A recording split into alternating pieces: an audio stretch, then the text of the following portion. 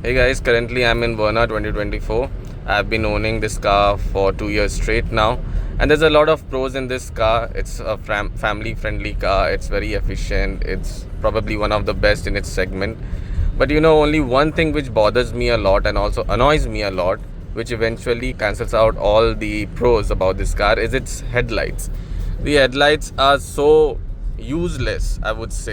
देखो अभी low beam में आपको प्रॉबेबली कुछ भी नज़र नहीं आ रहा होगा. जो थोड़ा बहुत लाइट है वो आपको स्ट्रीट लाइट के चलते ही नज़र आ रहा होगा. और द गाइज फ्लैशिंग बिहाइंड.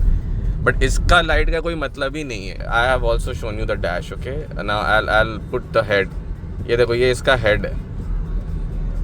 ये देखो, ये इसका हेड है.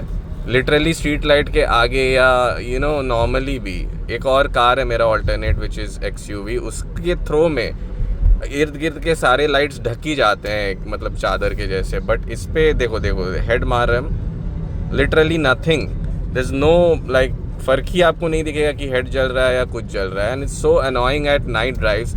I have experienced so many close calls, and it also becomes a safety issue thing, especially if you're with your family.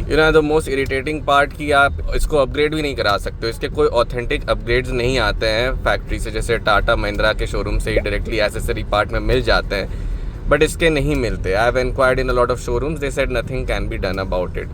और एक ही चीज़ आप कर सकते हो, वो ड्रिल व्रिल करके, जिस पे आपका वारंटी हैम्पर हो जाता है. सो चैट पे कोई भाई है अगर जिन्होंने अपग्रेड कराया, kindly let me know, share me the link and I will do it because it's very annoying. As you can see, देखो हेड देखो, ये देखो, लिटरली नथिंग.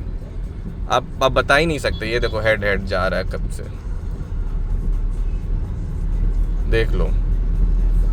नथिंग. इसका कोई थ्रो ही नहीं है मतलब. And the same thing is been used in Hyundai Creta.